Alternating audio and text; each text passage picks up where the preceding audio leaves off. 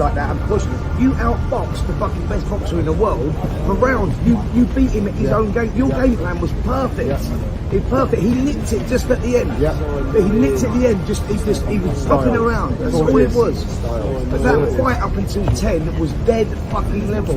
You was outboxing the best boxer in the world. Your stock rose, mate. You were up rose. Like you come out of that with victory, mate. Like you, honestly, you know, if there was any doubters out there now, bro, there's fucking none now at all.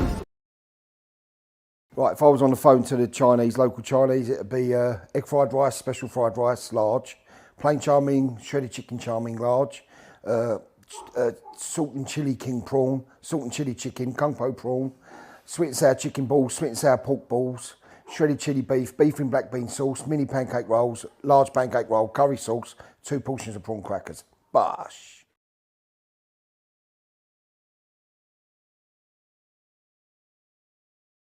I think you were talking about the pandemic there. Have you changed, you think, as a boxer or as a person during it? 100%. Like when I first started boxing, my whole world just flipped on its head. Like I had to really step my game up and adapt to this new environment. And then, so imagine I'm upside down now and the whole world's moving at 100 miles an hour. So it's a bit of a whirlwind. And then with a pandemic, the whole world flipped on its head, which gave me a chance to now look up again. So I flipped on my head when I first started boxing. Then during the pandemic, where the world's flipped on its head, it's allowed me to resurface again.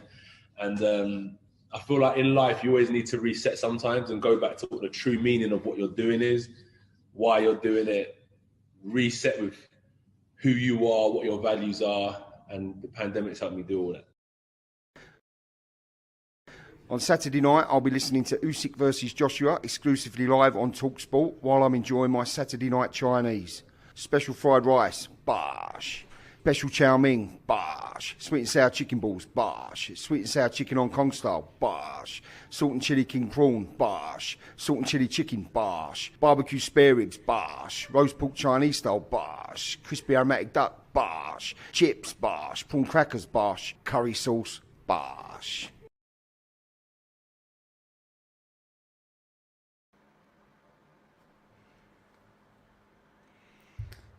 Yeah, Craig Longdon, I can assure you that when you're negotiating with Big Johnny Fisher over the Chinese takeaway, he definitely wants more than a 70-30 split of things.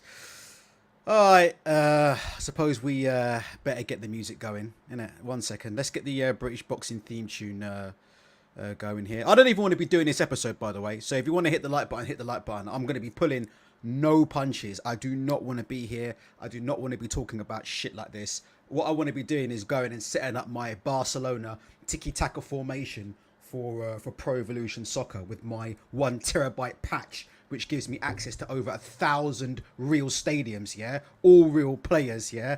And everything else. Let's get the British boxing theme tune ready. Press a 1 if you can hear this.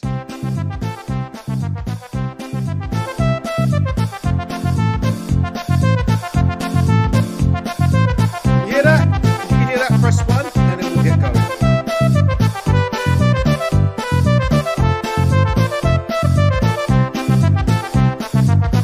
Alright. You can hear that? Alright, let's play this fucking idiot. Alright, let's play this idiot and then we'll go on to the other idiot. Alright? And then we'll go on to the rest of the idiots that are in British boxing. Press 2 if you can hear the sounds. One Mr. Tyson Fury. See all this talk of boxing fights, they want 50%, Usyk and all this, Tyson's being greedy. Where I'm standing, Usyk, you and your team are worth 30%. You either take it or you leave it. And if you don't want it, go and fight Daniel Dubois at the Copper Box and get a few $1 million. If you want to make some real money, come and fight the Gypsy King. But I will say, for every day from today that you linger, mess around, I'm going to deduct 1% from the 30%. So every day, I'm going to deduct 1% until you take it. And if you don't take it, fight Dubois for $2 million. Not a problem. But how in the world could Jews ever offer me a deal? Not possible. TikTok, TikTok, pussies. There you go. Did you hear that nicely and loudly and clearly, guys? Were you able to hear Tyson Fury over the clown music in the background? I will say one thing, yeah. Tyson the Taxman Fury. That's what I now call him, by the way. I'm now referring to him as Tyson the Taxman Fury. Was he saying I'm deducting 1% for every day that you don't give in to my demands? What did he say? I'm deducting 1%. Tell you what, yeah, Tyson Fury, man. I tell you, if this boxing gig ever doesn't work out for Tyson Fury, you can only just hear me. Okay, 1 second. Let me turn this shit off then, and we'll go again. I tell you what, if the boxing career ever doesn't work out for Tyson Fury, a career on cash converters or a career at Albemarle and Bond or any other payday loan company, he'd be a big hit, wouldn't he? Let me just change the mic gain. There we go. Is that all right? Is the mic gain okay there? There we go. He would be a big, big fucking hit, wouldn't he? The tax man, Tyson Fury, innit? Do you know what I mean? Tice, I'll come up with the money next week. I promise. I'll come up with the money next week. Listen. For every fucking day that you don't show up, yeah? You're paying another %. Let me hear the tax man again. Hear this Tyson the tax man Fury with these outrageous demands here. Box and get a few $1 million. If you want to make some real money, come and fight the Gypsy King. But I will say, for every day from today that you linger, mess around, I'm going to deduct 1% from the 30%. So every day I'm going to deduct 1% until you take it.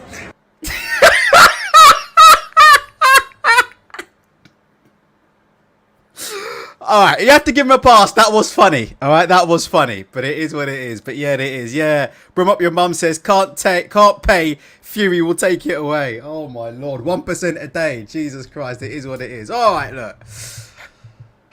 What is it with fighters that 1 minute say they will fight for free and then the next minute they are haggling for percentage points? Like I said before, I'll be very, very quick with this episode. I just think Tyson Fury is going to get heavily criticised for this rather laughable video that he released today. And for me, he needs to take the criticism that he's going to get, which is going to be quite massive. He needs to take that, right, like a man. Don't do what you did in the... What the fuck is this? Boxing Barry saying Usyk accepts 70-30 video uploaded on Instagram. Boxing Barry, if that video is not true, right, you're going to be the first ban on tonight's show. Because you've literally, that's some of the biggest breaking news, yeah, of 2023 so far. So Boxing Barry, yeah, your continued participation, yeah. Oh, Boxing Barry might have to become a moderator. He's accepted 70-30. Bump. Clate. Well. 1 second. Boxing Barry there. I tell you what. Boxing Barry with the breaking news. So just bear with me, okay? I'm just going to do this, okay? Properly. Just give me 1 second. I'm going to give you the sound so you can hear Usyk, and then we're going to change the stream. This is literally unbelievable. Hey, Greedy Belly. I accept your offer. 70-30 split to fight with you on April 29th at Wembley. But you will promise to donate to Ukrainian immediately after the fight. On £1 million on every day of your deal, you will pay 1% from your poorest to Ukrainian people. Deal? Well. There you go. Hold on. I think we're going to have to change the title of the stream here. 1 second. Jesus Christ. I was about to lay into both of these idiots, by the way. It does look a bit fake, but... Yoki's got me there. What? It's on his fucking Instagram. Hold on a minute. It's on his fucking Instagram. 1 second. Is this AI Usyk? Let's have a look. Let's do it. Hold on.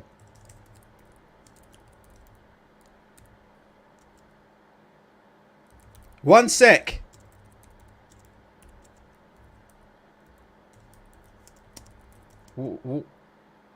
Deep fake.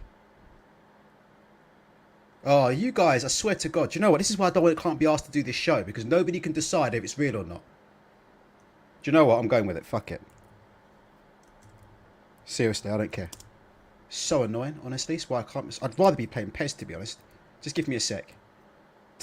I'm not in a good mood today. I'm sorry. Yeah, it's real. He posted it. Right, let's go. I'm going to go with it. I'm running with a story. I'm doing a Gareth A. Davis. You guys are questioning my journalistic integrity. Well, I'm here to tell you, on this channel, there is no journalistic integrity. Do you understand that? There's no. I run my stories like Gareth A. Davis, yeah? Shoot first, ask questions later.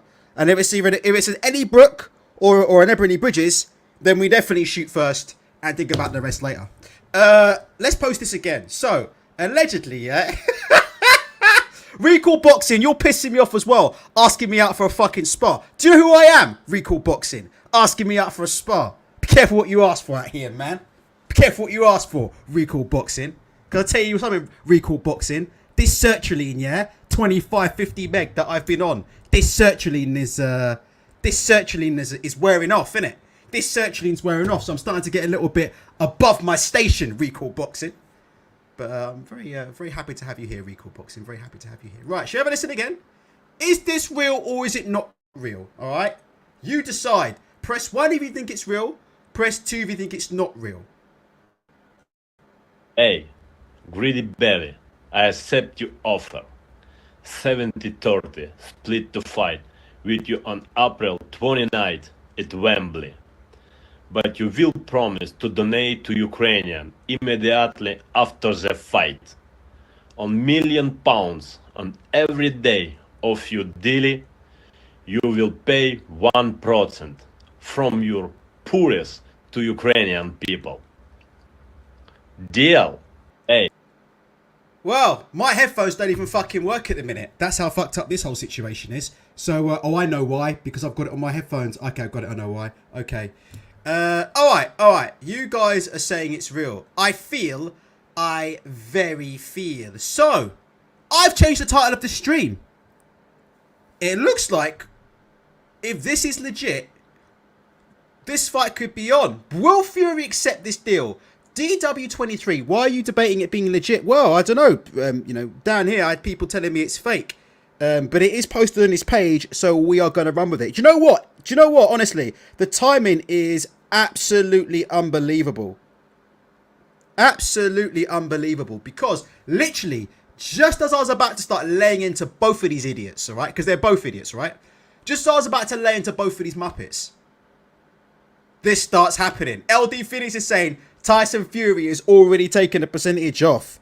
I'm just going to change my Twitter. So, guys, what do you think? Do you think Fury's going to come up with another excuse, or do you think he'll take the fight?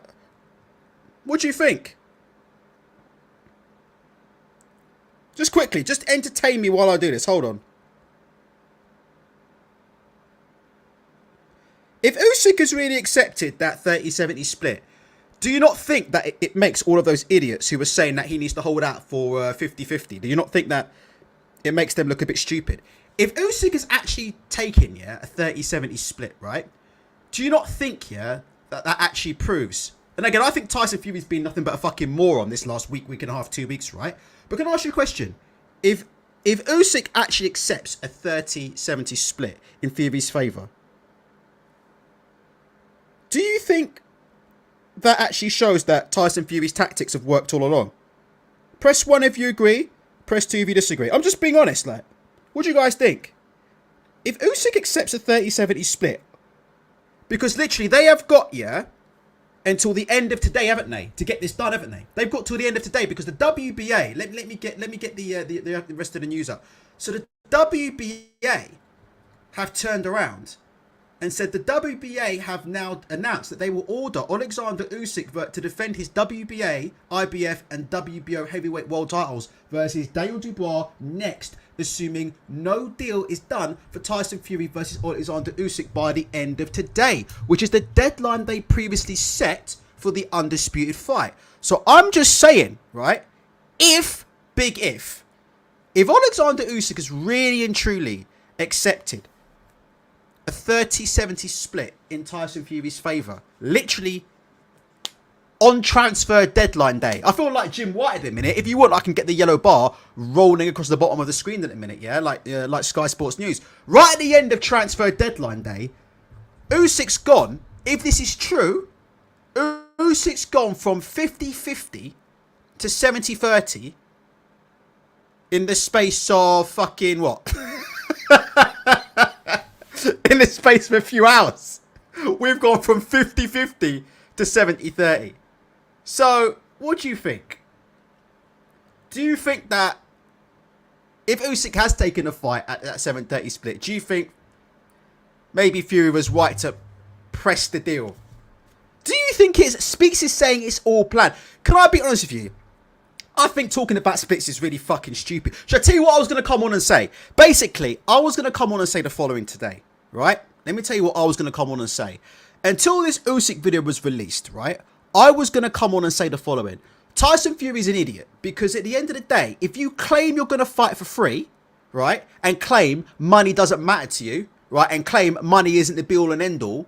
And then you release a video like Tyson Fury did here, pretending to be the tax man and saying that you're going to get charged, yeah? 1%, he's going to charge Usyk a percentage point a day for every day he doesn't agree to this deal, right? Then you deserve criticism. Let's start with that. Do you think that that's fair or not fair? That's fair. Fury deserves the criticism, does he not? If you're going to turn around and tell people I'm a fighting man, I'll fight for free, right? He offered to fight Anthony Joshua for free, didn't he? And he said plenty of times, basically, that money doesn't matter to him and money is not the primary driver in his life. And then he turns around 2 seconds later and he's acting like the tax man, demanding splits, setting deadlines and doing whatnot. So, first and foremost, right, I would have to say that any criticism that comes Tyson Fury's way, yeah, Fury deserves it. You have to be honest with you, don't you? Like, any criticism that Tyson Fury deserves, that comes his way, he does deserve it. Does he not? Like, does anybody contest that? Because if you turn around, and I eloquently put it, yeah, on my YouTube page, if you turn around and tell people that money is not your king and that money is not the primary driver of your actions, right? And that, you know, you've earned enough money in life and, you know, money doesn't mean anything to you. And then you turn around and spend 3 straight weeks haggling, yeah, over percentage points. What do you guys think about that? For me, in that respect, right, Tyson Fury has to accept criticism. He has to. And there's absolutely no way around that, in my opinion. Do you think that's fair? If you think what I've said is very fair, press 1. If you think what I've said is unfair on that, press 2. But that was the first point I was going to make. That I was going to say, I hope Tyson Fury accepts the criticism that he's going to get criticised by a lot of people. The media are going to be at his door. It's going to be Simon Jordan's going to be at his door. It's going to be IFL TV. A lot of people are going to turn around and say he's a coward, he's a this, he's a that, and they're going to point out his contradictions. All I'm saying is, right, in my opinion, I said one more time, right, and Usyk ain't to blame either, because I've got some of Usyk's shit up in just a minute. We'll get some of Alexander Usyk's tweets up in a minute, because Usyk ain't to blame either, it ain't all Fury. Usyk ain't to blame either, right? But I'm just saying, if you again are Tyson Fury, and you know, we all know about his claims of giving to charity, all a load of bullshit, you're already on thin ice, aren't you? If you're Tyson Fury, you're already on thin ice, aren't you? Because of the alleged giving all my money to charity after the Deontay Wilder fights, donating my money to the homeless shit, right? You're already on thin ice as it is. And then you come out and you start, you know, running your mouth about money isn't my God and money isn't this and, you know, I don't care about that and, you know, I still shop in Aldi and I'm just still a working class, which actually is true. Tyson Fury does actually fly economy, apparently. But nevertheless, if you're then haggling over percentage points, right, in splits, you can't get upset when people call you out. So Tyson Fury deserves to get called out. But what about this from Alexander Usyk, though? Just out of interest. I completely forgot about this until somebody raised this today. It seems like Tyson Fury isn't the only one who claimed he would fight for free. Because I forgot about this, but this is Alexander Usyk in his own fucking words from his own Twitter account. Tyson Fury, you talk about greatness in boxing. At the same time you say, give me a lot of money. Greatness in boxing is not determined by money. Greatness comes from a victorious path. You say that I avoid you, although I never have. And in fact, I've even come to you. I am ready to box you even without any prize money. This is a man who sent Alexander Usyk over to haggle for 50-50 for the last 2.5 weeks. For the last 2.5 weeks, he sent Alexander Usyk over there, and they've been fighting tooth and nail for a 50-50 split. But he is also on the record as saying, I'm willing to fight you for free. Press 7 if you think my comment towards Alexander Usyk is fair, and press 8 if you think my comment there towards Alexander Usyk is unfair. Do you think that's fair? My comment's there. That Alexander Usyk has also said, as you can see on the screen, that he will fight Tyson Fury for free. And yet he and Usyk have been haggling all fucking week. For the last 2 weeks over money. So, like I said before, it's not 100% Fury. Right? Usyk's got to share a little bit of the blame as well. In my opinion. Because both of these two have gone on record and have said they don't care about money. Both of these two have gone on the record and said they are willing to fight for free. And both of them are full of shit.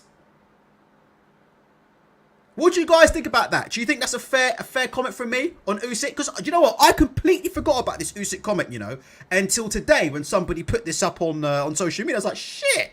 I completely forgot Usyk said he would fight for free. I completely forgot Usyk said he was going to fight for free. And again, I think boxers should avoid making these kind of statements to the public. Do you know that's a fair comment from me? Like, I hope both of these two Muppets have now learnt their lesson. Stop telling the public you will fight for free. Please. Stop telling the fucking public you will fight for free when you will not. Nobody should fight for free. Everybody should haggle for what they're worth. And I'll get onto that in a second. That's my main point. Every fighter and every fighter's team should haggle until the very, very last for what they think they are worth, because boxing is a dangerous game. Stop all this bullshit for the fans. The fans are idiots. Stop all this bullshit, you know, for the legacy. Legacy doesn't feed your kids or pay the fucking mortgage. Right? Stop it. Stop all this bullshit. Stop all this pretend working class man of the people bullshit. Pretending you guys are going to step in a ring and fight for free. Pretending that money doesn't come into your mentality whatsoever. And that you guys don't care about what the money is. Stop pretending that legacy pays the mortgage and pays the water bill. It does not. So that will be my first thing. Right? For these two. Stop the bullshit. The second thing is this. Right? I'm not sure if this fight will happen. But I do think this fight... Well, excuse me. Let me rephrase that. I'm not sure if this fight will happen in April. But I do think this fight will happen. By hook or by crook. Whether it's in Saudi Arabia. Whether it's in the UK. It might not happen next. But I do think this fight will happen. I do not believe that either of these two are scared of each other. That's my opinion. I do not believe... Do you know I had someone who... I had a professional boxer hit me up today. An ex-professional boxer hit me up about this. And asked me, do you think, you know, someone's scared? No. What do you guys think about this? I think it's very, very simple. And I think sometimes, look, like I said before, the fans get a little bit too impatient. Right? The fans get a little bit too impatient. This is a once in a lifetime fight. Forget all this bullshit about 60-40 to the winner, 60-40 in a rematch. Do you know what? I tried to get the tweet up, but Carl Frampton deleted it.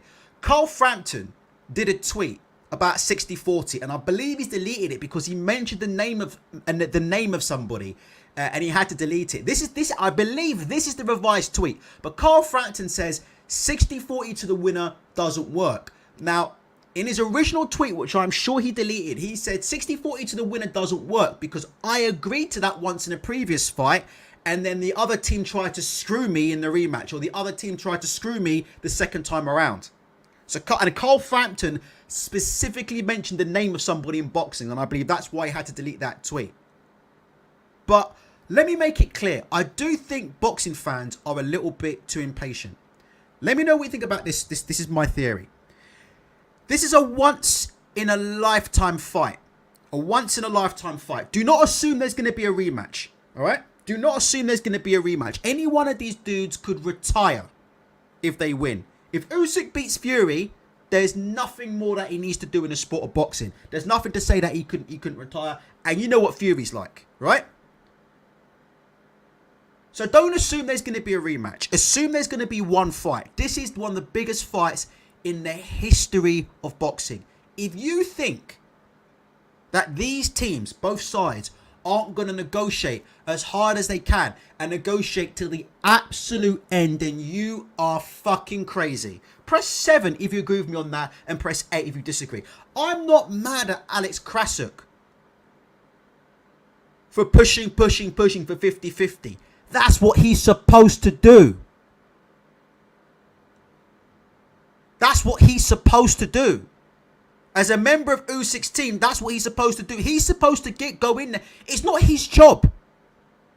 It's not his job to go in there and go, well, Fury's the A side. So, yeah, and, you know, Usyk, you know, if he doesn't fight Fury, what's he going to do? He's probably only going to earn a couple of million against Dubois in an easy fight. So maybe we should just bend over and take up the you-know-what.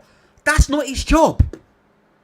His job is to go in there and push the absolute hardest bargain he can.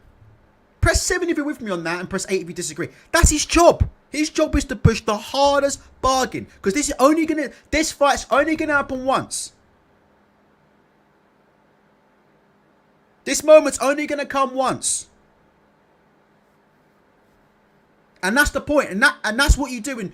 You know, when it comes to negotiating, right? When you negotiate anything.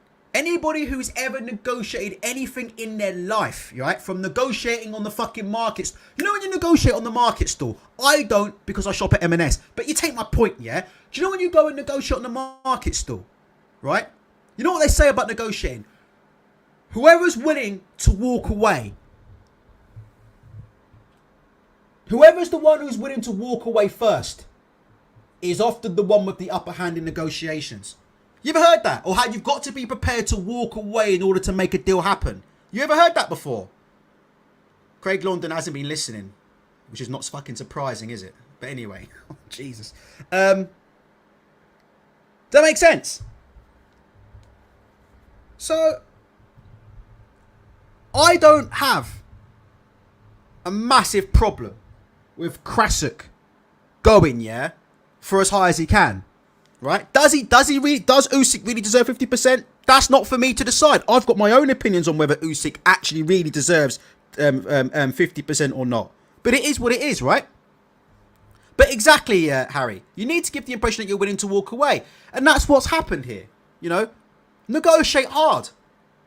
But we've seen this in boxing. Sometimes these fights take time. This fight might not happen on April the 29th, right? But I do think this fight will happen. And I don't believe either of these guys are scared of each other. I believe both guys know they can lose this fight. Both of them. Both of them will go into this fight knowing it's the biggest fight of my career, and there's a good chance I could lose this fight. Either of them will think that. They'll know that. Usyk goes into a fight with Fury. He's not fucking stupid.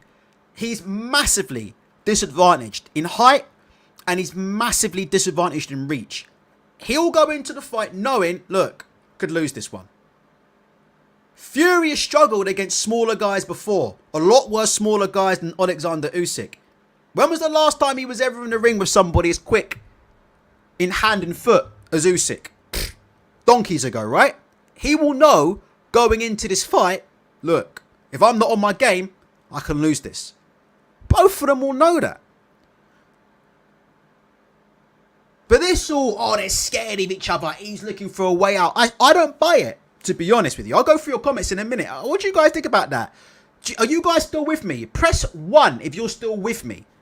Are you still agreeing with what I'm saying? If you're not, it's fine. But I don't believe these two are scared of each other. I just believe in boxing, with the mega fights, we do see this. Negotiations are hard. You've got two guys and two camps that are fighting over a once-in-a-lifetime moment. This is once-in-a-lifetime money. It's once-in-a-lifetime money, this is. And that's why, like I said before, you know, when you've got, no disrespect, but when you've got people on minimum wage, and I mean that with the utmost respect, but when you have people who are on minimum wage, yeah, offering for, when you've got people on minimum wage working for, you know, £2.50 in a bag of pot scratchings, it's easy for them to turn around and say, look, just accept 70-30, or just accept 50-50, or just accept 60-40, winner takes all. But do you know what I mean? But they're not the ones being fucking punched in the head. They ain't the ones that are being punched in the skull, man. They ain't the ones that are going to go through an 8-week camp and be away from their families and be away from their fucking children. Basically locking themselves up in a glorified prison cell. They ain't the ones who are going to have to deal with the pressure. What if I lose? What if I don't lose? Blah, blah, blah. They ain't got to deal with, so it's easy for, do you know what I mean? It's easy for the, you know, it's easy for the you-know-who's to, yo, just accept it, just accept it. Well, look, I say no. Usyk should fight for what he thinks he's worth. And Tyson Fury should fight for what he thinks he's worth. And as a fan of boxing, I just hope that they come together and somehow come to a compromise. Now that, at the minute, looks like what might have happened here with Alexander Usyk. By the way, let me tell you something now. Somebody's asking about as long as Fury agrees to donate 1 million to Ukraine. Let me tell you something. I don't think Tyson Fury would dare pull out of this fight because he doesn't want to donate 1 million to Ukraine. That would be the worst PR mistake in the history of boxing. Can you imagine if Fury pulled out of this fight on the basis that he didn't want to give 1 million to Ukraine? Forget about that. Forget about that right now. He would become public enemy number 1 in boxing overnight. Literally. Do you know how bad it would be? It'd be so, Tyson Fury would be so revered, yeah? It would be so bad. You'd have Conor Benn, yeah? Back in people's good graces again. Do you know what I mean? We'd be giving Conor Benn a fucking knighthood for services to British boxing. That's how bad it would be if Fury decided that I'm gonna turn this down on the basis, yeah, of not donating money to Ukraine. So look, if this video is legit,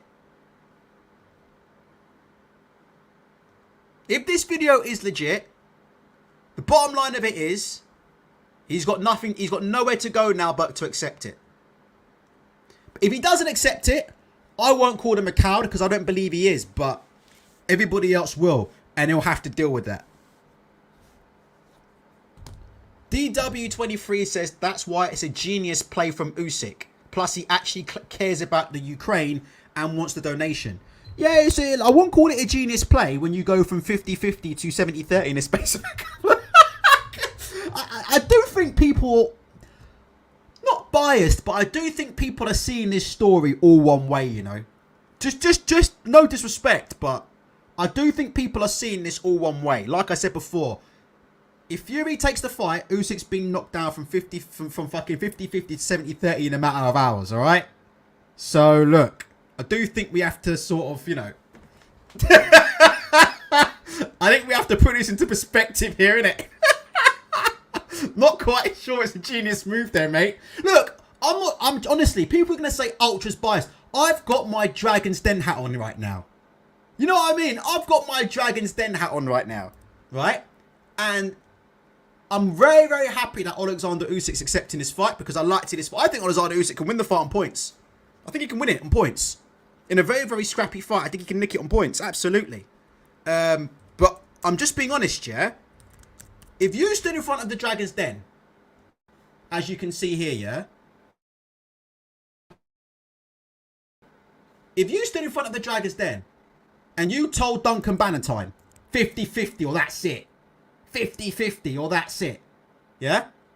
If you told Duncan Bannatyne 50-50 or that's it. And then a couple of minutes before the show's about to end, the producers are coming on and saying, right, that's it, guys. Close down the studio. Everybody's got to go to bed. This show's over. Fuck this. We'll put it out on the. It'll be out on the air in 6 months' time. Thanks everybody for coming. And then at the last minute, I say, look, I'll take 30%. I'll take 30%. Not sure we can call that a genius move. But what do you guys think about that?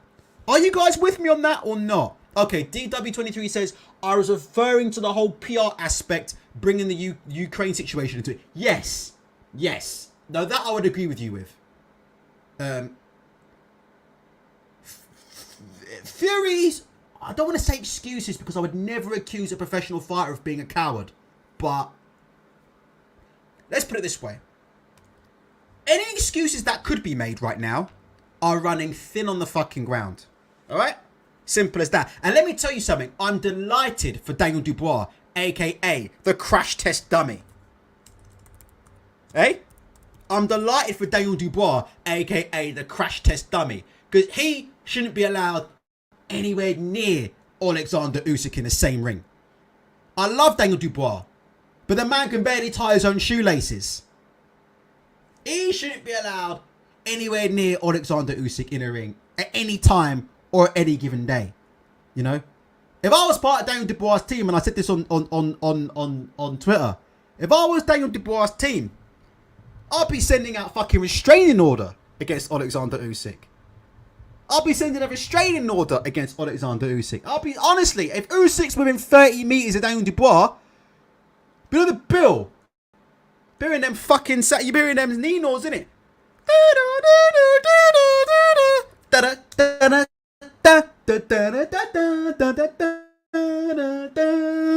think I'm joking. That's what will be happening if I was running Queensbury Promotions and Usyk tried to get within 30 metres of Daniel Dubois. You'd be in the bill, mate. DCI Burnside would be turning up, mate. DCI Jim Carver would be turning up. Tosh would be turning up. That's what will be happening. And you know how bad it is with Dubois? People talk about the mind games. That's the one good thing about Dubois, to be honest. You can't really beat Dubois in mind games, because to beat someone in mind games, they need to have a mind to begin with. So, I'll tell you one thing. Usyk definitely ain't going to out-mind game Dubois. Because Dubois won't have a fucking clue what's going on for the most part anyway. No disrespect, but I'm just saying. That's the one thing I say about Dubois. All them little mind games that Usyk trying to play on Dubois. Dubois just... He's oblivious, isn't he? You know, no disrespect, but Daniel is a bit oblivious, isn't he? Daniel's oblivious, mate. Mate, all that goes on in Daniel's head, yeah? What am I going to have for dinner tonight? What am I having, like that's it, innit? Daniel Dubois. Daniel Dubois is only capable of thinking like 30 minutes ahead at any given time, innit? His brain operates on a meal-to-meal basis, yeah? Daniel crash test dummy Dubois. I love this man, yeah? I love this man. But you can't put this man in a ring with Usyk. Do you know how bad that is, you know? That's what I'm worried about. As an employee of Queensbury Promotions, yeah? I'm worried that Usyk is going to start cleaning through our entire stable, man. What are we supposed to do? The man's threatening to fight Daniel Dubois. If he can't get a fight with Tyson Fury, he's going to clean out Dubois in fucking 6 or 7 rounds. Then what does he do? Then he's going to claim he wants to fight Joe Joyce. Then he's going to make Joe Joyce look terrible over 12 rounds. And then what are we going to do then? That fucking stable that we worked hard to build over the last decade. We're going to let this man, yeah, come along, yeah, who sounds like the meerkat from the comparethemarket.com adverts, and ruin a stable that's been created from top to bottom. Fuck that. That's why Fury has to step up and hold this L. I'm sorry, man. That's why Fury has to step up and hold this L.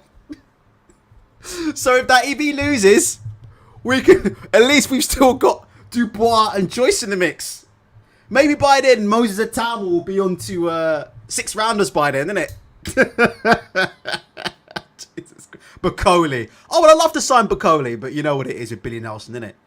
Billy Nelson, isn't it? Where's the opponent, Billy Nelson? I spoke to Billy Nelson today. Billy Nelson on Twitter saying, who thinks about Usyk? Who cares about Usyk Billy Nelson's asking people what they think about Bakole versus Usyk. I had to tell Billy Nelson straight. Billy, I don't know if you know this, but Bakole's next opponent's going to be fucking Stevie USSR Robinson. So forget any fucking talk about what do you think about Bakole versus Usyk, Billy Nelson. I had to tell Billy Nelson that today. I said, Billy, I don't know what Ben Shalom's been telling you, but you're going to be fighting Stevie USSR Robinson. Right, it appears that the taxman is back with his own video. The taxman has returned. Right, where is it? I've just seen it 2 minutes ago. Where's the Fury video? He's just responded, didn't he? 1 second. Have I just gone crazy? Hasn't Fury just responded to Usyk saying sign the contract? I've just fucking seen it somewhere. 1 second, I will find it. Here we go. IFL TV with the exclusive. Right, press the van if you can hear this. I can't, but press 1 if you can hear this. Usyk, you little shitbag. Sign the contract, get your money, and get fucked up, you little shithouse. You must have saw the size of me and shit yourself, you little gappy tooth, ugly bastard. Sign the contract. Usyk, you little shitbag. Sign the contract, get your money, and get fucked up, you little shithouse.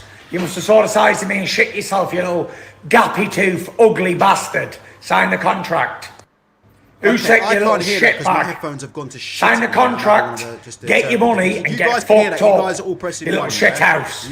You must have saw the size of me and shit yourself, you little gappy tooth, ugly bastard. Sign the contract. Right, here we go. Let me play this. Let's play it one more time. Usyk, you little... Just for my benefit, okay? Usyk, you little shitbag.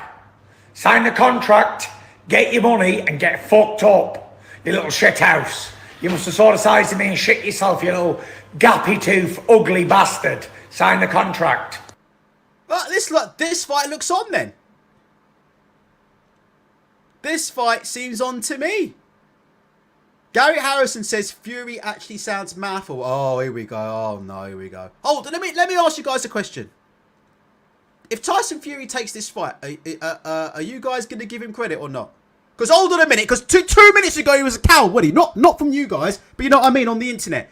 2 minutes ago he was a coward who didn't want to fight and was looking for a way out. So what I'm saying is, if he does sign this contract, and if this agreement does get done tonight, press 1 if you will give Fury credit. Just out of interest. Seeing as people have been saying that he's been shook and been trying to get out of the fight for the last fucking 2 weeks, right? So you've heard him. He's saying sign the contract. He's not making excuses. He has said sign the contract, right? Okay. So if the contract gets signed tonight, are we giving Fury credit? Or are we not? Or what's the next excuse going to be? Do you think that's a fair comment? What's it going to be? Because people are claiming they want to see the fight. Well, it looks now that the fight is on the verge of being made at the last minute, okay? So what's the problem? What's the issue then? What's the new problem? What's the new excuse, right? Thought he was ducking. If he signs up to fight, then surely, and this is fair, surely if he signs to fight tonight and this fight gets made, surely those people who said he was ducking and a pussy and that he was afraid and looking for a way out, surely they will have to come on this channel and apologise and say, do you know what, Ultra? We got it wrong. What do you guys think about that? Give me a comment, I'll read it out. Do you think that's fair? Do you think if you're one of those people that said Fury was a coward, he's ducking, if he was to sign for this fight and this fight was to go ahead and this fight was going to be signed for tonight, would you think that those people should come out and apologise and say, actually, we got it wrong. He has signed the contract, he's clearly not ducking. What do you think? Or will they do what they always do?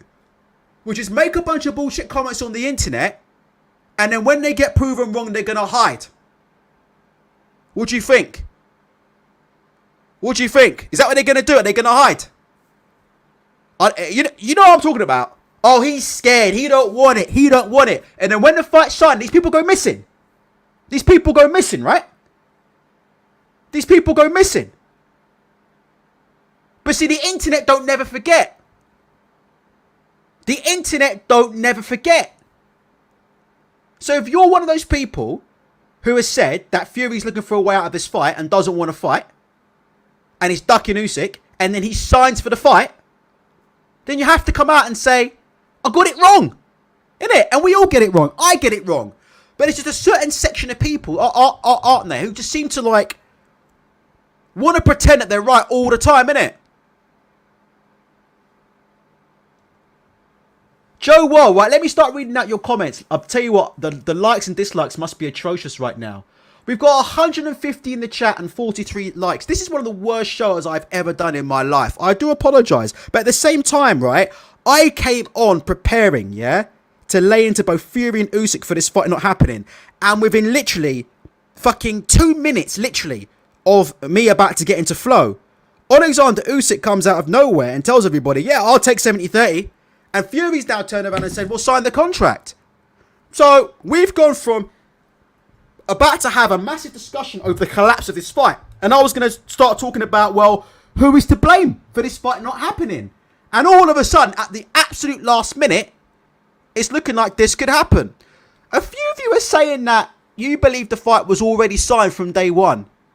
I've seen a few people say that. I've seen a few people say that. I'm just not sure about it. I'm not sure about it. Right, let's read through your comments. You guys, right, this is your time now.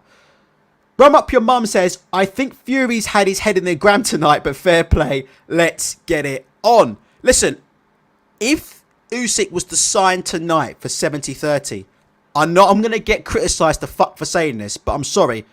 You can't say that's not good negotiating from Team Fury.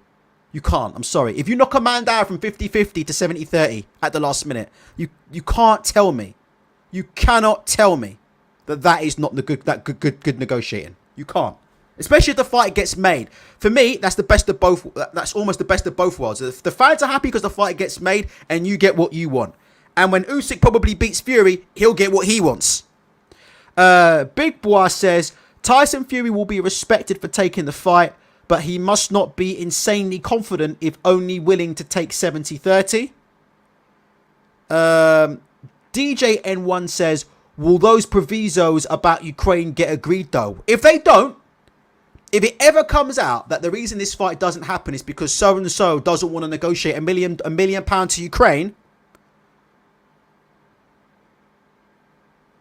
I wouldn't want to be running Tyson Fury's social media accounts. That's all I got to say. At that point, yeah, at that point, I might as well just, you know what I mean? That would be straight out of the Conor Benn book of PR. Do you understand? That would be straight out of the Conor Benn book. The only way Tyson Fury can make it any worse for himself, then saying, I ain't taking this fight because I don't want to give £1 million to the people of Ukraine. The only way Tyson Fury can make it worse for himself is literally video himself or live on Instagram eating boiled eggs and injecting clomiphene into his veins while doing a piss and a shit on the Ukrainian flag. That's literally the only thing that will top that at that point. In terms of bad PR, that's where we would be. It's atrocious. It's not even worth it. I'm not even going to entertain that because it's atrocious. Do you know what I mean? I'm a glorified PR man and I'd be out of a job. Muhammad Ali.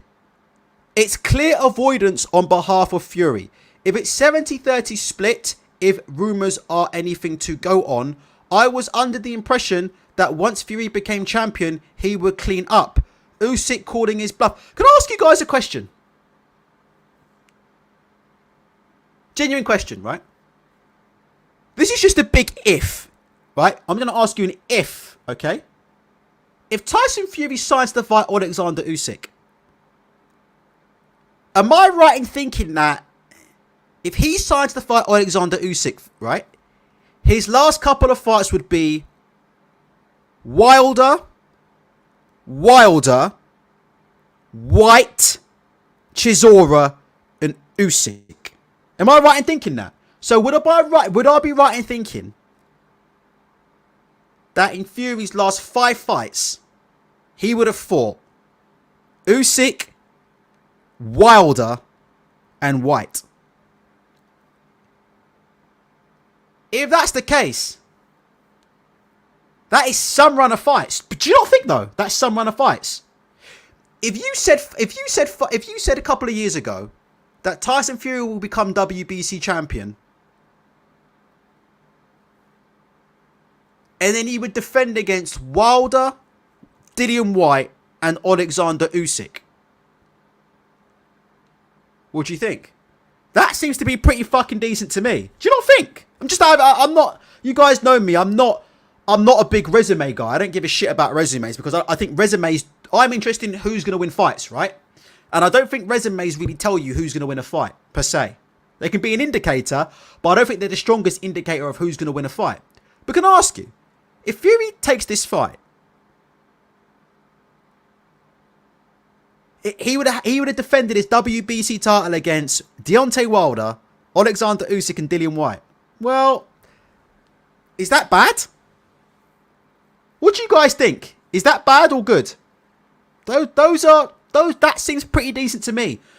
If you go back to April of last year, people were saying Dillian White was the man to beat Fury, and that Dillian White long deserved his title shot, right?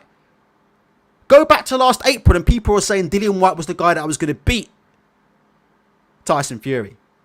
So, what do you think? Somebody answer that. What do you think about that? If he has WBC title defenses against Usyk, Wilder, and Dillian White, well, I don't think that's bad at all. I don't see how anybody could look at that and say that's an unacceptable run of defenses. Obviously, he fought Chisora in between, right? But that's pretty decent. I mean, other than Anthony Joshua, right? He is fighting. Other than Anthony Joshua, that's a pretty fucking good run, right? Sirens are saying Dillian White, because that's what we're doing it. But see, you're probably climbing up Dillian White's. You're probably climbing to the inside of Dillian White's pee hole, though, weren't you? See, this is what's going on, isn't it? Dillian White now. Dillian White's terrible. But see, last April, we'll go back to last April, and people were so far up Dillian White's penis, they could touch his kidneys. Press 1 if you agree with me on that, and press 2 if you disagree. This is what I'm saying. You can't win. You can't win, can you? If you don't sign for a fight, you're ducking. If you sign for a fight, what's the new one? If you sign for a fight, what's the new one? Now, if you sign to fight, what are you fucking complaining about now? If you sign to fight, you're still complaining. What is there to not complain? This is what I'm trying to figure out. What are people still fucking complaining for? I don't understand here. All we want to see is the fight ultra. At the last minute, it's looking semi-possible that this fight could now happen. I would think everybody would be happy about that. Right? Instead, you got dudes in there fucking complaining and crying, innit? Getting the tampons out. Oh, well, actually, I'm not. It's a resume. Oh, he bet his resume. Oh, I thought he was going to clean up. Oh, they're complaining. Oh, but what about the rematch clause? Oh, what's the split going to be in the rematch? Oh, what the fuck are people crying? I don't understand it. What are you crying for? Do you know what I mean? Simple as that, innit? I don't understand, innit? That's all I'm saying, like, what are we still... At what point... This is all I'm trying to say, right? This goes for both Fury and Usyk. At what point do we start just giving these guys credit? That's all I'm saying. That's all I'm saying. At what point... If anybody wants to disagree, leave a comment in the comment section. It's all I'm saying is... Because I never, ever say that these men are cowards. I never send these people abuse on social media. I believe both of these guys are warriors. Both of them. They're both warriors as far as I'm concerned. And I don't believe that they're scared of each other, right? But what I'm saying is, just in general, at what point do we start giving both of these guys credit? For me, Alexander Usyk deserves a lot of credit for taking, the lower end of the split. He deserves a lot of credit. That's brilliant. Alexander Usyk deserves credit for doing what he can to try and make this fight happen. And all I'm saying is, if Tyson Fury agrees those terms and signs for the fight, then you have to give him credit for signing as well. That's all I'm saying. That's all I'm saying here. That's all I'm saying. But all I'm seeing a few things in the comment section, which is now people are complaining about other stuff. Now they think they were complaining about the fight not happening. Now they think that the fight might happen. They're now complaining about other shit. Oh, but what about the fucking rematch clause? Well, what about this? And, well, I'm not going to give him credit anyway because he didn't fight this guy, he didn't fight that guy. What the fuck are you guys... So what the fuck are these guys talking about, man? Just need to lighten up, innit, like, you know? Lighten up. That's all I'm saying. Lighten up. Be happy, right? You're crying for the fight to happen. Well, if it happens, give these dudes credit.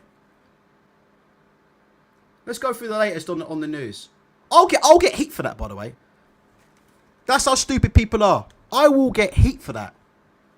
I'll get heat for saying that. I'll get heat for saying both of these dudes should get credit. What do you guys think about that?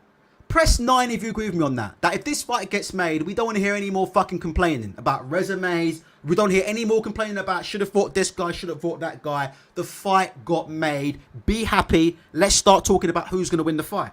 I mean, you should be happy, right? I don't understand it. I'm struggling to understand why people aren't happy.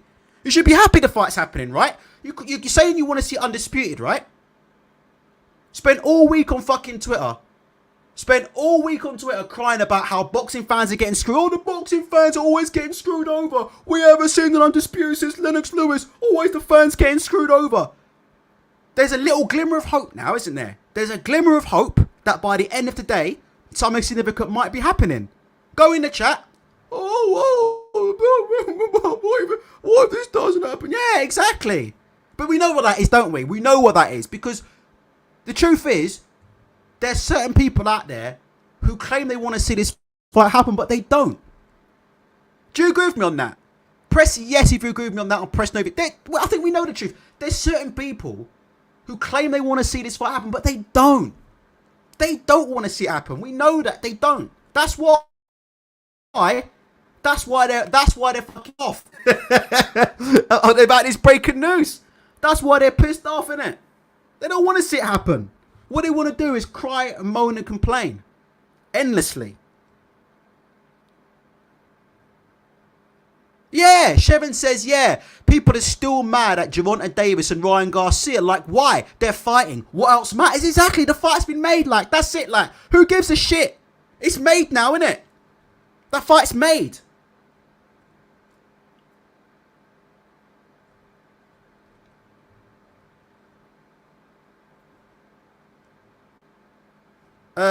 Just give me your comments. I'll go through them all. I'm just checking for news. LD Phoenix says, you know what, Ultra? I think it's because boxing is so frustrating, like fighters stat padding and protecting their O. People are still mad at the years of mediocre.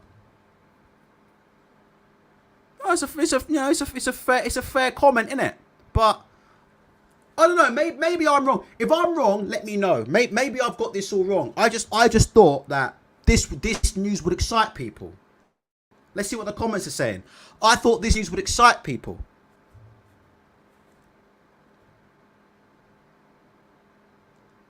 Let's have a look at the comments to Usyk. Let's see what Fury says now. Well, you know what Fury said? He said sign the contract.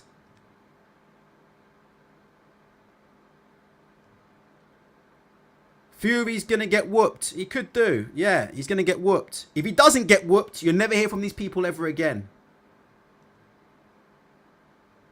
Fury's about to announce his retirement. If he doesn't, and he takes the fight, these people will disappear. Look at this. Look, this is it. Look, let me just say one thing. This is what I'm talking about. I have to be honest with you now. Look, Usyk accepts the deal. Look at this. Look at this complaint. This is unbelievable. And he needs about Fury, and he needs to show us the receipts of the donation because we're still waiting for the name of the charity that he donated his purse against Wilder. Can you believe this shit? This is what I'm saying, isn't it? Like, you just can't please these people, man. What do you think, guys? Let me know in the chat. Like, we're still talking about shit that happened 3-4 years ago. Just some people just want to whinge and moan and whinge. They just want to whinge, don't they? It's what people want to do, innit? They just want to whinge and moan, innit? Endlessly. About anything. Just want to keep crying, innit? Keep whinging, keep moaning, keep crying, innit? What can you do about that, man? Nothing you can do, innit? John says, do you remember when they were talking about Dillian White's hair trigger left hook. I remember when Dillian White was going to knock out Tyson Fury with a big leg, big. I remember when Fury was going to give his belts up. Do you remember when Fury was going to give his belts up rather than fight Dillian White? Same people. Crazy D3 says some people can't let go of the past, moving like my ex. Do you know what? Why has Michael Benson not reported that Tyson Fury said sign the contract? I don't know why. How has he missed that? How has he missed that? You would have thought Michael Benson, of all people, would be on top of that.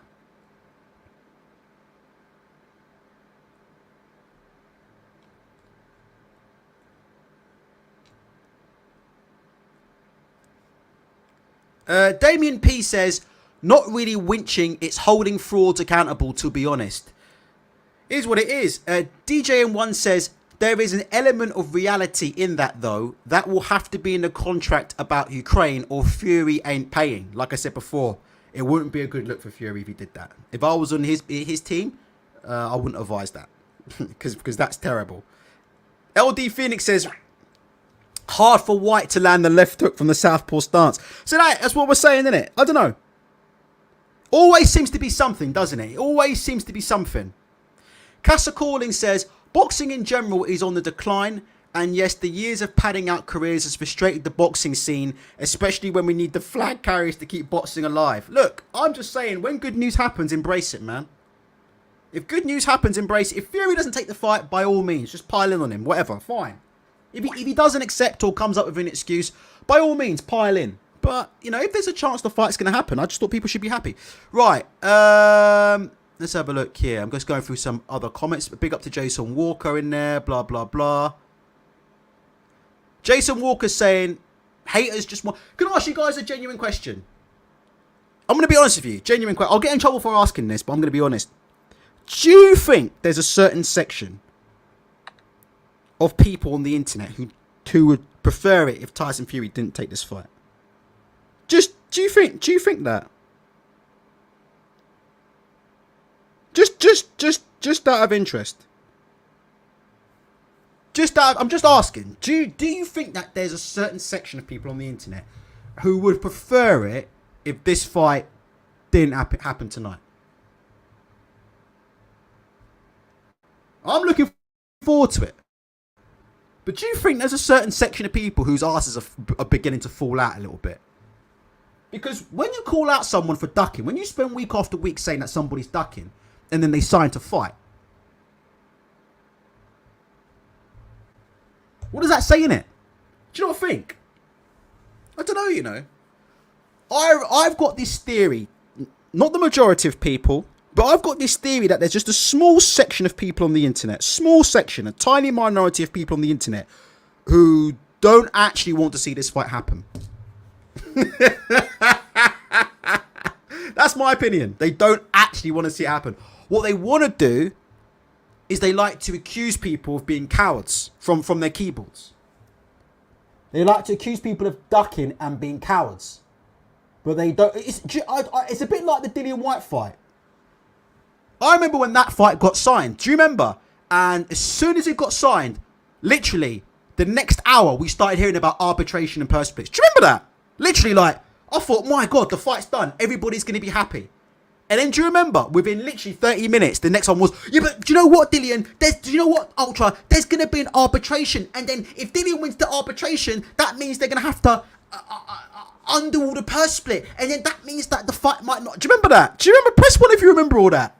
Do you remember that? That was the day the Dillian White fight got signed. After years of saying, he's ducking, he's running, he's going to avoid it. When the fight got signed, it then turned into, yeah, but there could be arbitration, so, yeah.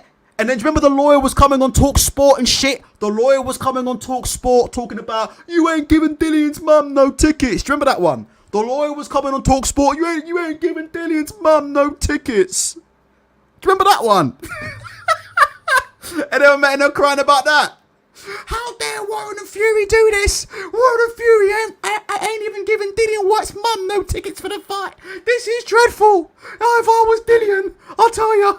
If I was Dillian, I'd pull out. If I was Dillian, I wouldn't fight like this. Don't take it, Dillian. Don't take the disrespect.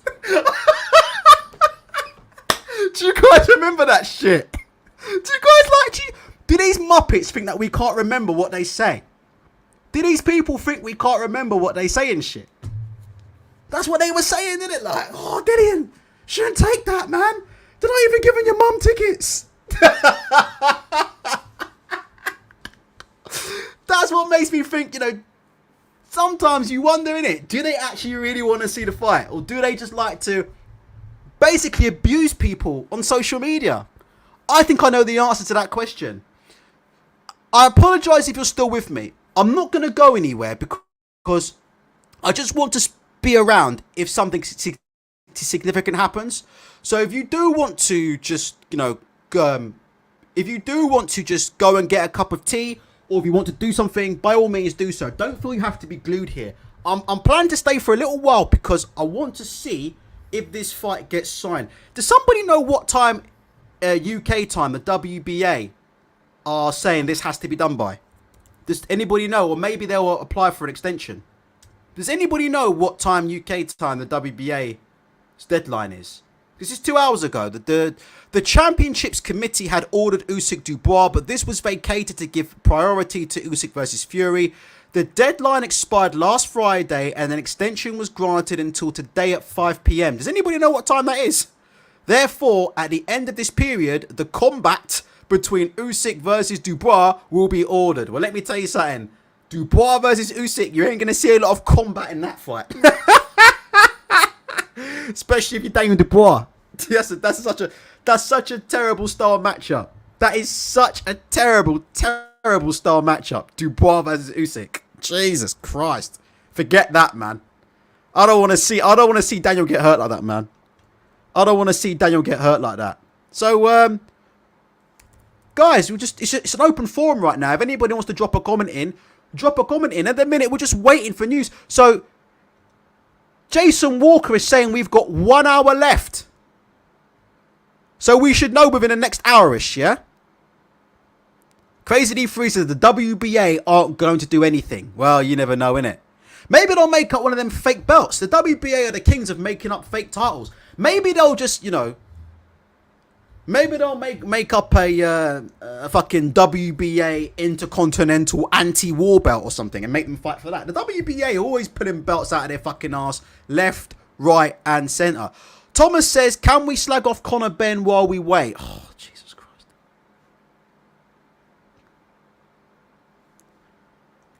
Does anybody still want to talk about Conor Benn? I'm going to leave it up to vote. 1 sec.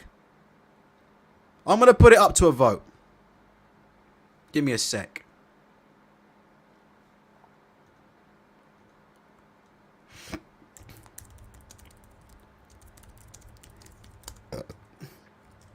Because I think the Conor Benn thing is just... Do you know what? I think the Piers Morgan interview was so bad. I didn't watch it, but I saw snippets of it. It's done nothing for Conor Benn PR-wise. Keggy is saying Fury Usyk agreed. Keggy, I hope for your sake that when I refresh this Twitter page, that I'm going to see the news. Because Keggy, if I don't see any news that says Fury Usyk agreed, and if this fight falls through, get your alternative account ready. Because I am in a vile mood today. Fury versus Usyk agreed according to Keggy. Alright, let's have a look. Guys, it's on the line for Keggy right now. Alright, it's all on the line for Keggy. 3, 2, 1. Enter pressed. Going to top. Will Keggy remain a member on this channel? Keggy, where are we? Let me check my own personal Twitter, Kegs.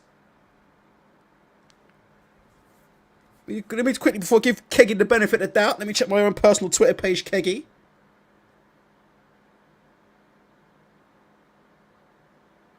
Keggy, I don't see nothing.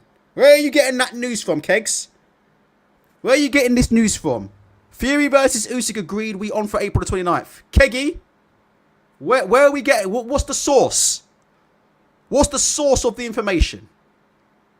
Check PN Talk Sport. Okay, no problem, Kegs. I'm gonna go check Talk Sport. I'm just checking on my personal phone first. Last King of Scotland. I'm hoping that's Billy Nelson, by the way. Billy Nelson. Asking about Bacoli and fucking Usyk. Let me get that up while you wait. One sec. Bacoli and Usyk. Billy Nelson. This man's mad, you know. Look at this. I had to G-check Billy Nelson today on this. You guys know I love Billy Nelson to bits. I love Billy Nelson, but I had to G-check Billy Nelson. This is Billy Nelson. Martin Bacoli versus Usyk. Anyone. Little does Billy Nelson know. This is going to be Bacoli's next opponent on a Ben Shalom boxer card near you. That's Bacoli's next opponent. Billy Nelson. Bacoli versus Usyk. You ain't getting Usyk, bro. You won't be getting Usyk. You'll be getting this guy instead, bro. With Dan Aziz, yeah? Versus fucking...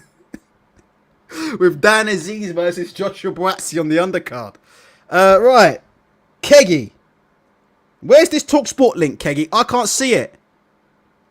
Nah! Keggy saying, Usyk has agreed to the 70-30 split, so the fight is on. Keggy, you know that's not how fights work, Keggy. That's not how fights work. Keggy, you know that. Keggy. You know that's not how fights work, is it, Keggy? So, in fact, Keggy, April 29th we're on, at the moment, is bullshit, Keggy. There you go. I hate when people do that, Keggy. Uncle Ultra, what's your take on Egg Boy's legal action against the board? I think they should call his bluff. Even an old Pac-Man would batter clomiphene. I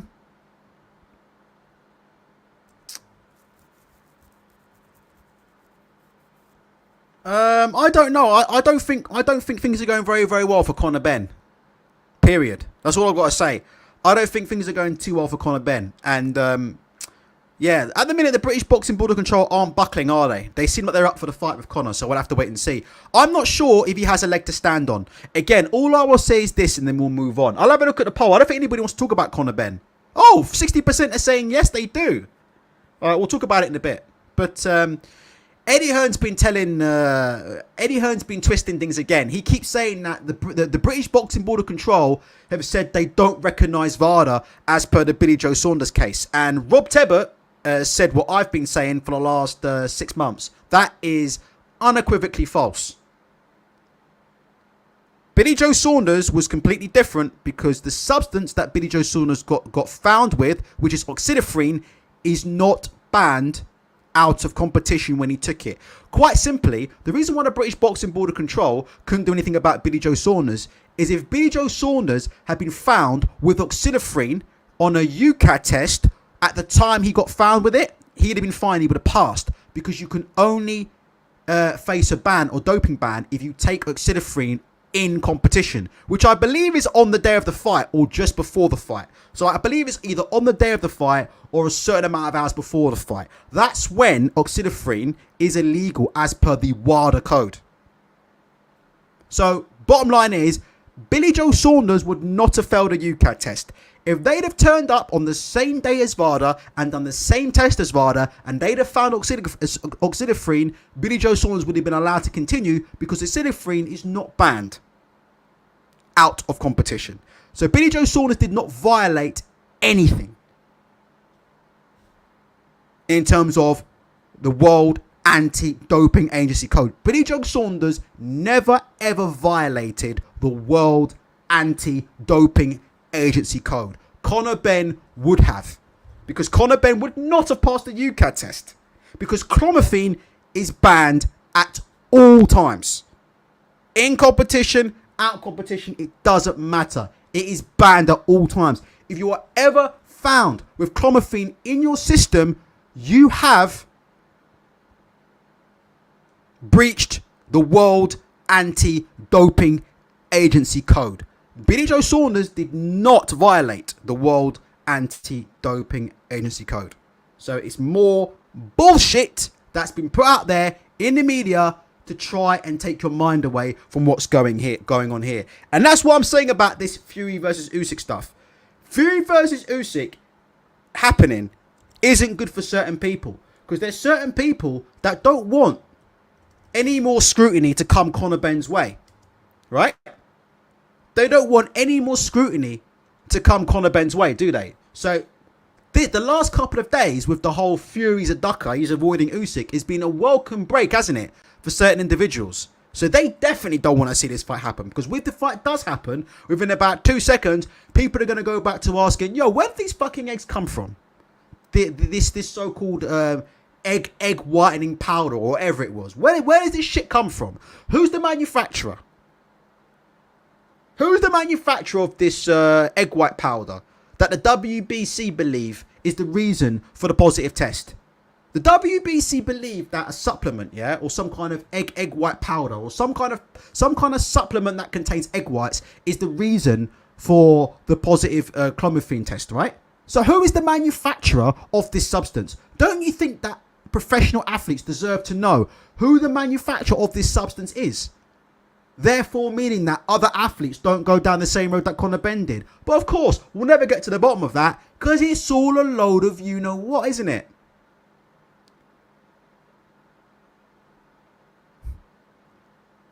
There's Adam Catterall.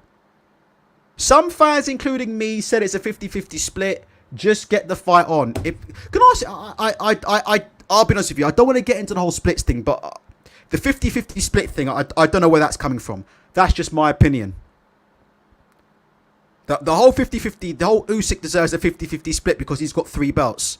I'm just being honest. I don't know how that works. I never knew belts could pay the mortgage and pay for your children's food, but obviously I could be wrong. DJ1 says, I thought Ben is saying it's a faulty test. Yeah, well, he's saying it's a faulty test. But I'm saying the WBC aren't saying that. The WBC is saying the reason they've allowed him back into the rankings is because there was a supplement that he took that contained some kind of egg substance in it. That is the reason why he's tested positive. So if that's the case, then the WBC needs to tell us who the fucking manufacturer it is and what the substance is. Don't you think? So that other athletes could not take the same substance and also fail future WBC cares tests, right? But that never happened, did it? So what does that tell you? Tells you all you need to know, right? You're really telling me that that the WBC believe that there is some kind of supplement out there with eggs in it that is causing people to test positive for clomiphene, but the WBC, yeah, and nobody else can tell us who the fucking manufacturer it is, who the product is, and where the product comes from. Do you not think that's funny?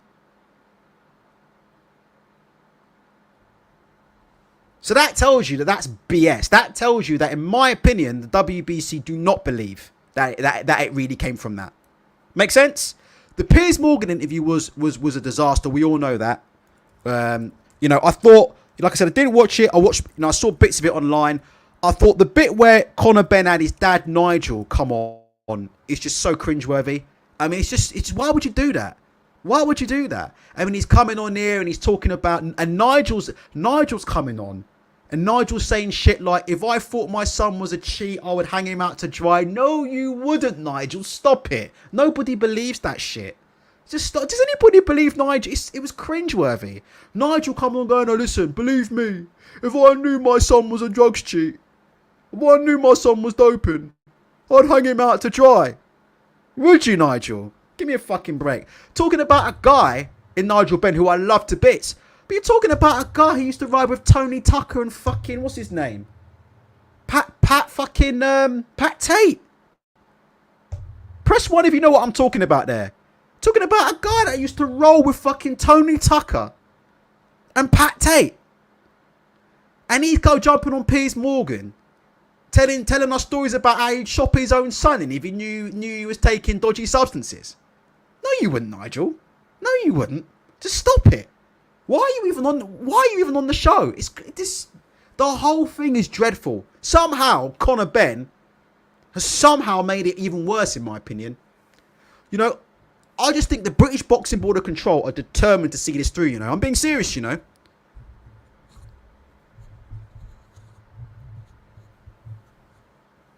Wasn't it Tony Tucker, right? Crazy D3. Wasn't it Pat Tate and Tony Tucker, right? You know what I'm talking about. I mean, come on. So look, that's enough of the Conor Benn stuff. But yeah, it's terrible, isn't it? The whole thing's terrible, you know? It's terrible, but it is what it is. Let's just see if there's any more Usyk and Fury news. We'll stay for a little bit longer. I'm just trying to see if there was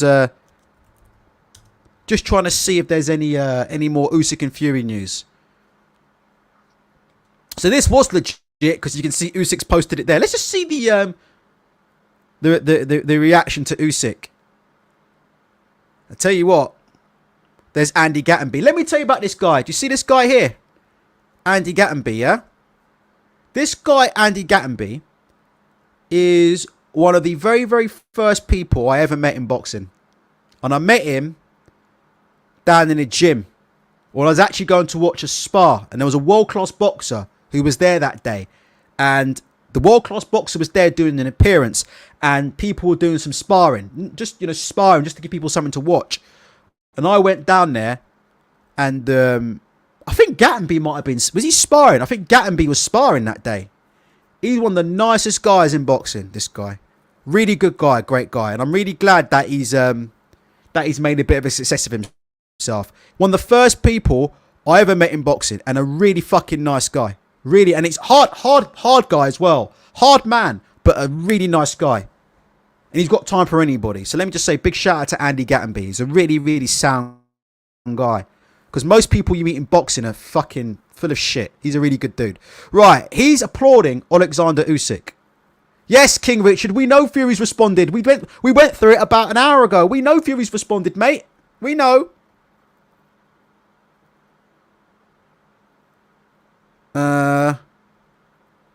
Usyk is an absolute legend. Love this. Absolutely nailed Fury there. I'm just reading the comments to see what the reaction is.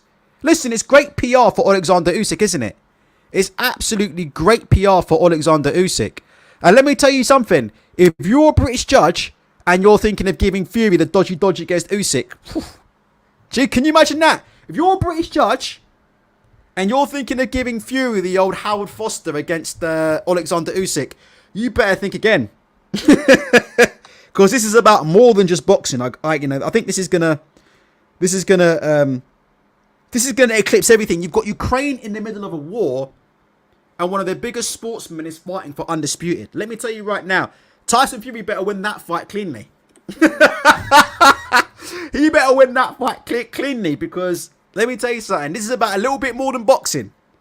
And if there's any sniff that Usyk has in this fight, he's probably going to get a decision, you know. Because I tell you, it's going to take some judge. When Ukraine are going through the middle of a war with Russia, it's going to take some judge to give Fury a gift in this fight. The Gaming Circle. More belts and better record than Fury. He deserves a 50-50. That's your opinion? That's fine. Me personally, you know my opinion. Belts and resumes don't pay bills. But each to their own. John says, what do you think the optimal weights will be for Fury and Usyk if they get it on? I have no idea. I'm not a heavyweight, so I've got no idea what the optimal weights will be. What do you guys think about John's question? What do you think the optimal weights for Fury and Usyk will be if they get it on? I wouldn't want Fury to come in over heavy. So I wouldn't want Fury to come in 270 plus and try and do a fucking Deontay Wilder on him. Make sense? What do you guys think about that? I'm not sure how Fury goes about it, to be honest. I'm not sure if he just... Do you know what? Part of me's thinking, maybe you just don't overthink it. You just go in there, absolutely massive, take one to land one, and just fucking ragdoll him. Do you not think that's why Chisora had allegedly, right? I thought Usyk clearly won that fight, right? But do you not think that's why Chisora allegedly had a successful fight against Usyk? Because Chisora didn't overthink it, did he? He didn't overthink it. He just went in there. He went in there crude, didn't he? He went in there crude. You know, he was in there. He was direct. He was aggressive. He was in there. He was direct. He was aggressive. And he tried to bully him, didn't he? And I think that's a little bit of the reason why Chisora had success against Usyk that Anthony Joshua didn't have against Usyk in the first fight. Because I think in the first fight, Anthony Joshua tried to overthink it a bit too much, didn't he? So it's interesting if you're Fury. Do you just not overthink it? Do you just say, look, I'm the bigger man, come in big and just try and walk through him? Just try and walk through him. Or do you try and sit off him? See, traditionally, normally, you just try and sit off, don't you?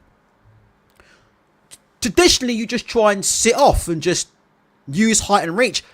Let me just say something, right? Genuinely. And I'm not being disrespectful. But I had this exact conversation with an ex-professional boxer today, yeah? In private. People who have never been in a ring and put gloves on of any kind, yeah? Right? Don't understand how important height and reach is in boxing. They don't get it. They really don't understand it. They have no like sort of understanding of just how critical height and reach is.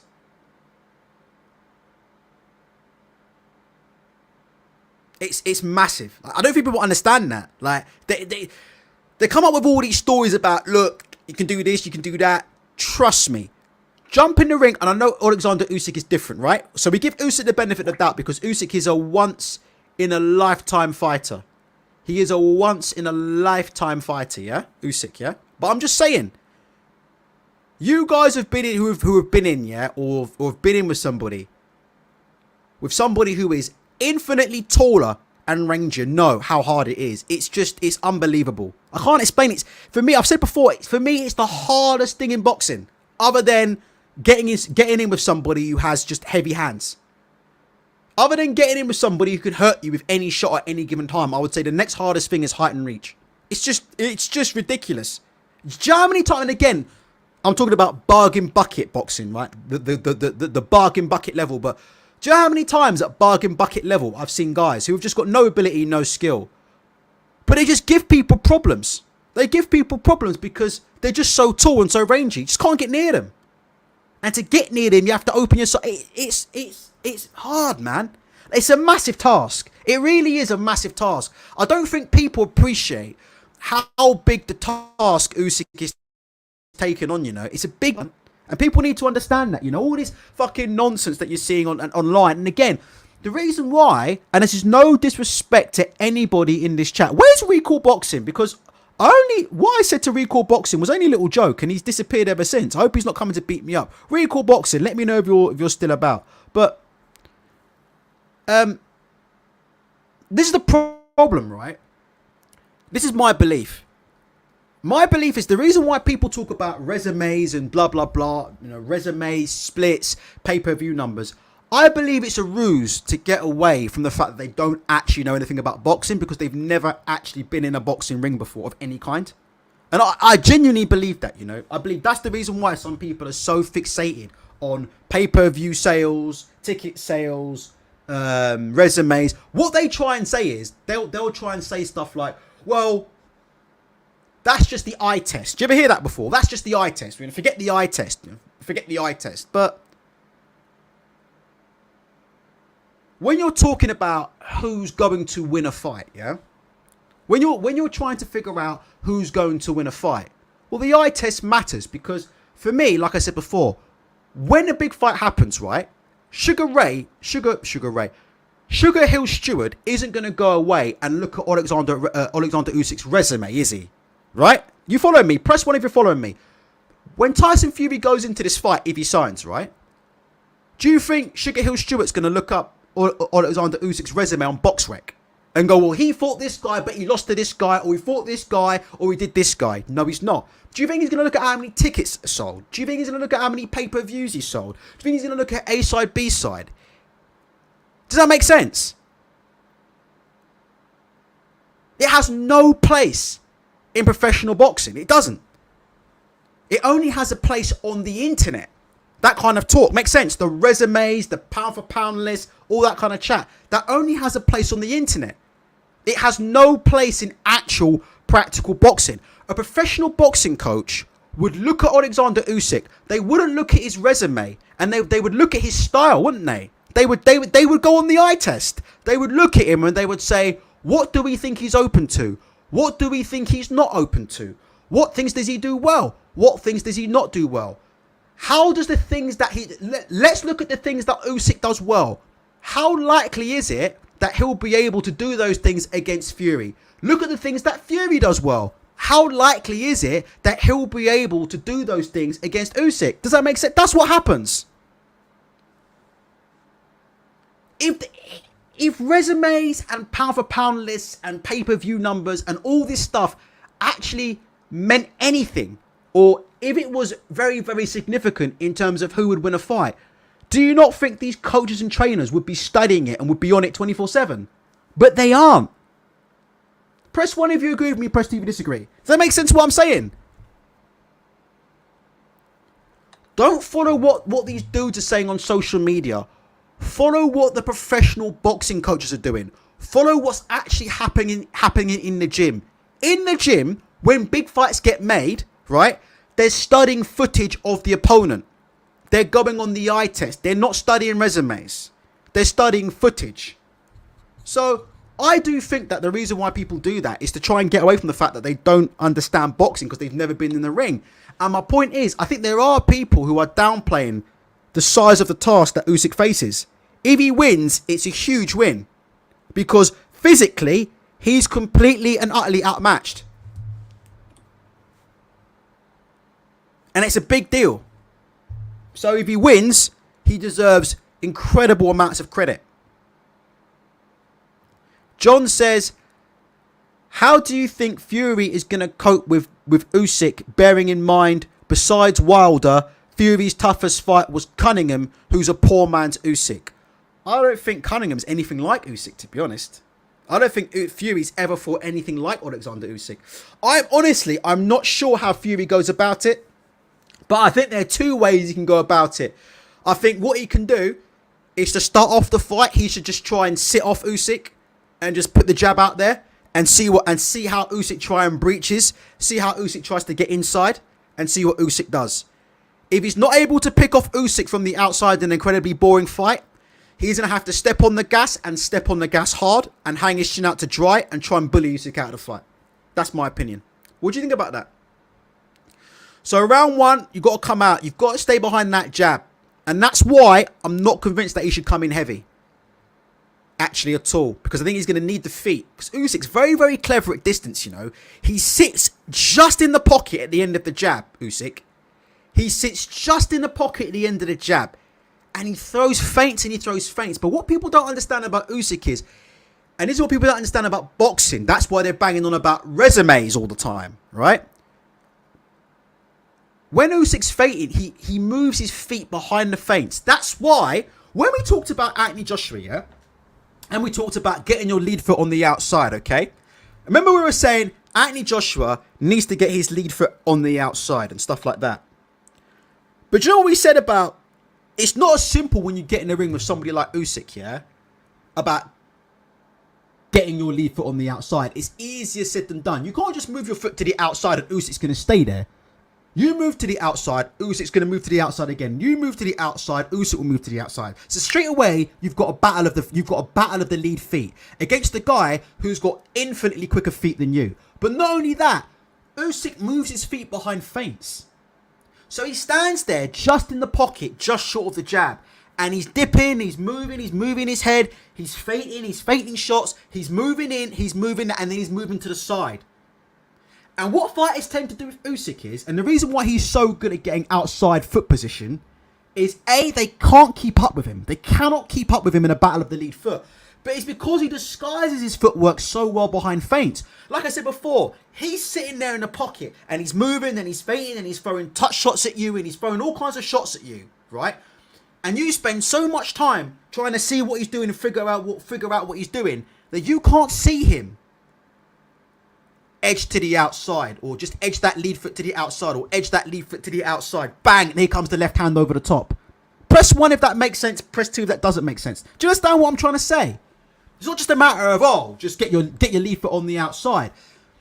It's the whole package of Usyk. It's the fact that he's very, very good at, and here's another simple trick that even I do in very, very basic, very, very basic sparring, right?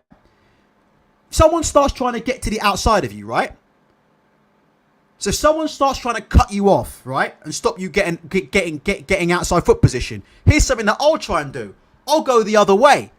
So I'll start moving into their right hand, and then I'll quickly go and switch back and go back to what I was doing before. So it's almost like a shimmy. Do you know in football, when you do a step over, when you feint one way and then you go the other way?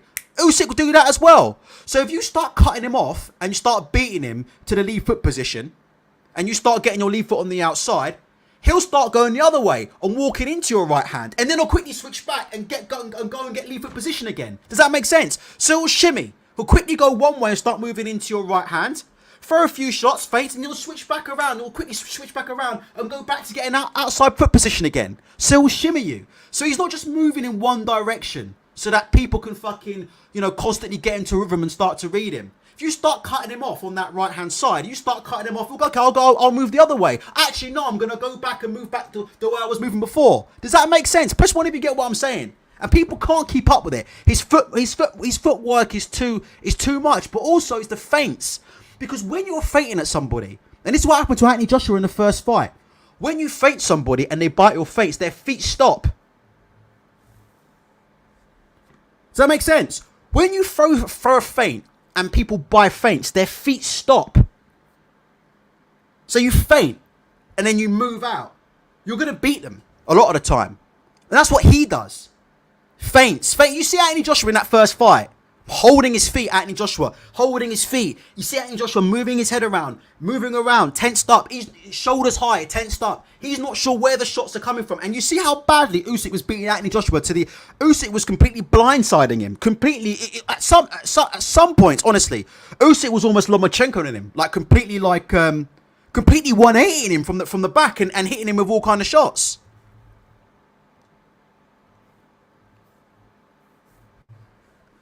The scripture of no thing. Can you do me a favour? Can you post your comment again? Because you'll see that it don't appear no more. Take care, my friend. Liam Davis says, Ultra. After John said a while... Excuse me. Ultra. After John said a while ago about Usyk looking suspicious. Oh, Jesus Christ. Blah, blah, blah. Look. Everybody's on something. I don't know. If you believe any one of these guys are clean, I don't know what to tell you, man. There's only 143 people watching this show, so I can say that right now. But it's my opinion. Anybody who thinks any one of these guys are clean, I think you're smoking crack. That's my opinion. All right? So if you choose to believe that, that's up to you. But my opinion is, at elite level sport, certain things happen, don't they? If you want to be an elite level athlete, certain things happen. I agree with you, Simon H. I think the check left hook from Fury is a big shot for him. Massive shot for him that people are overlooking. I think it's a huge shot. That when Usyk does try and... we did a show with Chris Andre and I was saying... I don't know if you guys remember in a run-up to Anthony Joshua versus Usyk, and I was saying the left hook is the key for Anthony Joshua, and he just didn't throw it. And when Anthony Joshua did throw the left hook against Alexander Usyk, that was his best shot of the fight. He landed a flush left hook. Was it round 9 or round 10? Usyk tried to get outside foot position like he always does. Anthony Joshua threw the left hook as he moved across, and he caught him flush, and he hurt him bad. That was one of the best parts of... That was one of Anthony Joshua's best parts of that second fight, when he hurt Usyk. And Usyk was hurt. He hurt Usyk. And he hurt him by walking him into that check left hook as he spins around. It's a big shot for Fury. But people don't want to hear that about Usyk. People are going to say, oh, he can't be hit, he can't be touched, he's untouchable. That's what I'm saying. You can't have these kind of conversations with people because they don't actually watch the boxing. They're just interested in resumes and ticket sales and calling people duckers. But you'll see there's a definite weakness there from Alexander Usyk when he's trying to get lead foot position. He's constantly moving. And do you know another thing he does as well? And I would look at this if I was Tyson Fury. If I was Fury and I'm fighting Usyk, I'm going to start off with actually throwing that left uppercut, left hook to the body first before I throw the left hook to the head. Because Usyk tries that trick here where, when Usyk tries to get outside lead foot position and he does that little dip to his right-hand side. Obviously, I can't show the footage because if I do, I'll get done for copyright. But press 1 if you understand what I mean. Do you know Usyk does that little lean? He leans over to his right-hand side. So he's always he's a bit unconventional the way he slips and leans punches because he leans right over to one side. Have you seen how he does it? He leans right over to his right-hand side. and then he turns and pivots and gets out. It's hard to explain without the use of footage. So you'll have to go with me on this. But if you watch Usyk, he does this thing where he literally leans over to one side. And then his feet follow him and he pivots around.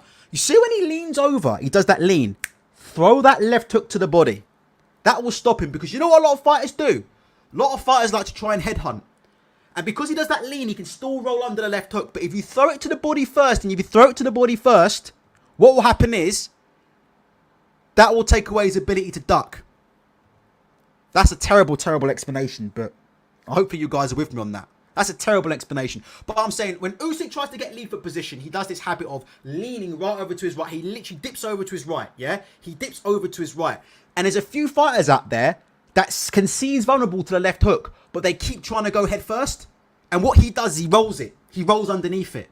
Go body first, because he can't roll the shot to the body. That's going to catch him in the chest, shoulders, or arms. Keep spamming them left hooks to the body, and then eventually you switch up and throw one to the head, and that's how you can catch him flush. And he was caught flush by Anthony Joshua in round 9 or 10. He was caught flush by Anthony Joshua in round 9 or 10, and Anthony Joshua had him hurt bad. Had him hurt bad in that round. He had him hurt bad, and I couldn't believe Anthony Joshua didn't continue to throw the left hook after that. That was his best shot of the fight, and he stopped throwing it. He was throwing right hooks all night, and I couldn't figure out what the fuck was going on. I couldn't figure out what he was doing. That's a big shot, you know. The left hook is a big shot, and that's actually one of Fury's best shots in the fight, you know. The check left hook from distance. One of his best shots. So I think the left hook to the body, left hook to the head, is a very, very good combination for Tyson Fury. If I was advising him, I would tell him to start from the body, because Usyk won't be able to roll those shots. He'll roll into them. Throw to the shoulders, throw to the body, throw to the shoulder. He'll start rolling into the shots. He'll start rolling into the shots. Then you bring it up to the head and see how he reacts. And if he stops moving to that right hand side, he's in big trouble. If he can't get his little escape route on that right hand side, he'll be in big trouble. If I'm advising Tyson Fury, can't be falling over your shots. All that stuff he was doing against Deontay Wilder, pushing the pace, throwing right hands, falling in too much. That's how Fury got done in the third fight. You know that massive knockdown that Wilder nearly put his lights out in the third fight? That's because Fury giving up his distance, giving up his range, closing the distance too quickly, falling into the shots. Can't do that against Usyk. If he tries to bully him too much and doesn't respect him enough and tries to bully him too much, yeah? And starts overcommitting, starts falling into the shots, starts coming in not behind the jab, starts, you know, trying to close distance too quickly. As he comes in, Usyk will pivot, roll. Usyk will roll and shoot. And you'll catch him as he comes in. And I don't think he'll hurt Fury. But you'll see him nick some kind of points decision in a very, very, very, very shit fight. Does that make sense what I'm saying? That's how the fight will look. Where Fury will get himself into trouble and start chasing a fight. And Usyk will just hit him with little pot shots that don't hurt him, but it'll be enough to get him a points win. Do you think that's a fair comment? He's got to be careful that he's very, very clever with the distance, you know. Don't want to start smothering his own work and doing what he did against Deontay Wilder, throwing the right hand, falling over the right hand. Usyk will see that, slip and roll, counter, counter, counter. Fury won't get hurt, but those will be scoring shots. And I think, honestly, Usyk could make Fury look very, very bad in this fight, you know. Don't think it'll hurt Fury, but I think he could make Fury look very, very bad in this fight, you know. Which is why I think he can win a decision. Because I think he's capable of making Fury look very, very bad, boxing-wise. I think Usyk can make, if Fury comes in with the wrong game plan, I think Usyk can make him look very clumsy and get a decision. Can definitely see that happening. Don't think Fury will be hurt. People are saying like Fury's going to whoop Usyk and destroy. I don't know what they're talking about. I don't see that happening at all. But I do see Usyk winning a points decision because I can see Fury getting it wrong. Can definitely see Fury getting it wrong in that fight. Definitely. But we'll have to wait and see.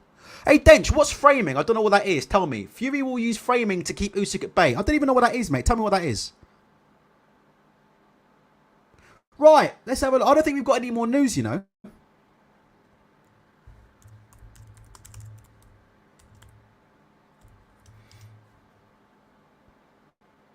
What do you guys think? What do you think? No news is good news. Yes or no? No news is good news. I think what we'll do at this point is take a break. And if there's any more news, then we'll come back to you. I think that's what we should do at this stage. So let's see what happens. 131 views, only 80 likes. I would say let's call it a day for a sec. And let's see if there's any other news that comes out tonight. And I think there will be news, for good or for bad. And we will reconvene, hopefully, if I still have a YouTube channel, later on this evening. And we'll have a talk about it. And hopefully we'll have a lot more people in here. Because hopefully by then, we'll have some kind of idea of whether the fight will be announced or not. Peace out.